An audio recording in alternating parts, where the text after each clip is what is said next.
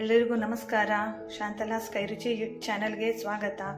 ನಾನಿವತ್ತು ಅವರೆಕಾಯಿ ಕೋಡ್ ಸಾಂಬಾರು ಮಾಡ್ತಾ ಇದ್ದೀನಿ. ಹೇಗೆ ಮಾಡೋದು ಅಂತ ನೋಡೋಣ ಬನ್ನಿ. ಮೊದಲಿಗೆ ಅವರೆಕೋಡನ್ನ ಚೆನ್ನಾಗಿ ತೊಳ್ಕೊಬೇಕು. ಆಲೂಗೆಡ್ಡೆ, ಈರುಳ್ಳಿ, ಟೊಮೆಟೊ ಇಷ್ಟು ತಗೋತಾ ಇದ್ದೀನಿ. ಇದನ್ನು ಹೆಚ್ಚುವಾಗಲೇ ನೋಡ್ಕೋಬೇಕು. ಕೆಲವು ಸಲ ಹುಳ ಇರುತ್ತೆ, ಸ್ವಲ್ಪ ನೋಡಿಕೊಂಡು ಹೆಚ್ಕೋಬೇಕು. ಈಗ ಇದನ್ನೆಲ್ಲ ಹೆಚ್ಕೊಂಡು ಬೇಯಿಸ್ಕೊತೀನಿ. ತರಕಾರಿ ಎಲ್ಲ ಹೆಚ್ಕೊಂಡಾಯಿತು.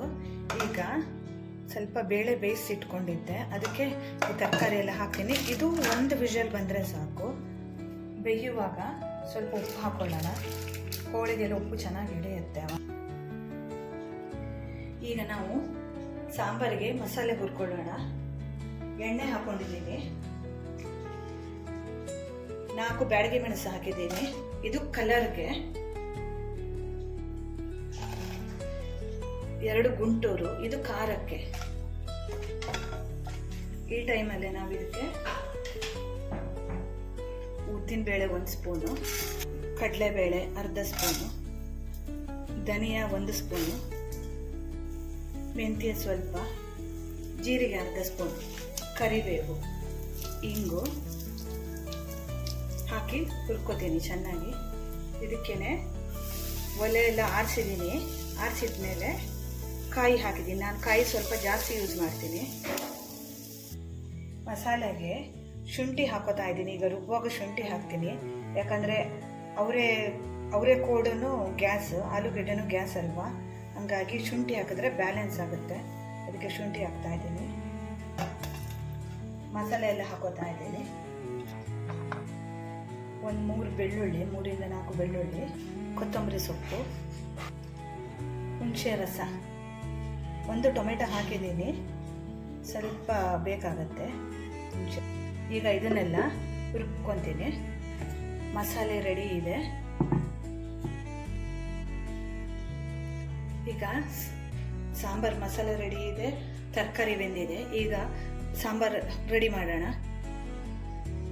1-2 ಸ್ಪೂನ್ ಎಣ್ಣೆ ಹಾಕೋತಾ ಇದ್ದೀನಿ ಬಾಣಲೆಗೆ. ಸಾಸಿವೆ ಹಾಕಿದ್ದೀನಿ, ಮೆಣಸು, ಕರಿಬೇವು ಹಾಕ್ತೀನಿ, ರುಬ್ಬಿದ ಮಸಾಲೆ ಹಾಕ್ತಾ ಇದ್ದೀನಿ. ಸ್ವಲ್ಪ ಮಿಕ್ಸಿ ಜಾರಿಗೆ ನೀರು ಹಾಕಿದ್ದೀನಿ, ಅದನ್ನು ಹಾಕ್ತಾ ಇದ್ದೀನಿ. ಇದೇ ಟೈಮಲ್ಲಿ ಬೇಯಿಸಿದ ತರಕಾರಿ ಹಾಕ್ತಾ ಇದ್ದೀನಿ.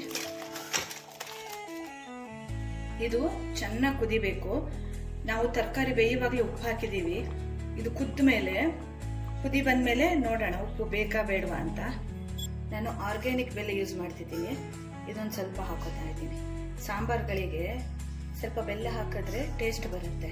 ಸ್ವಲ್ಪ ಉಪ್ಪು ಬೇಕನ್ನಿಸ್ತು, ಉಪ್ಪು ಹಾಕೋತಾ ಇದ್ದೀನಿ. ನಾನು ಸಾಂಬಾರಿಗೆಲ್ಲ ಕಲ್ಲುಪ್ಪೆ ಬಳಸೋದು. ನನಗೆ ಪುಡಿ ಉಪ್ಪು ಅಂದಾಜು ಗೊತ್ತಾಗಲ್ಲ, ಅದಕ್ಕೆ ಕಲ್ಲುಪ್ಪೆ ಹಾಕ್ತೀನಿ. ಈಗ ರುಚಿಕರವಾದ ಸಾಂಬಾರು ರೆಡಿಯಾಗಿದೆ. ಇದನ್ನು ಅನ್ನದ ಮೇಲೆ ಹಾಕ್ಕೊಂಡು ತುಪ್ಪ ಹಾಕ್ಕೊಂಡು ತಿನ್ನಬೇಕು. ತುಂಬಾ ಚೆನ್ನಾಗಿರುತ್ತೆ. ನನ್ನ ಈ ಅಡಿಗೆ ವಿಡಿಯೋ ಇಷ್ಟ ಆದರೆ ಲೈಕ್ ಮಾಡಿ, ಶೇರ್ ಮಾಡಿ, ಸಬ್ಸ್ಕ್ರೈಬ್ ಮಾಡಿ.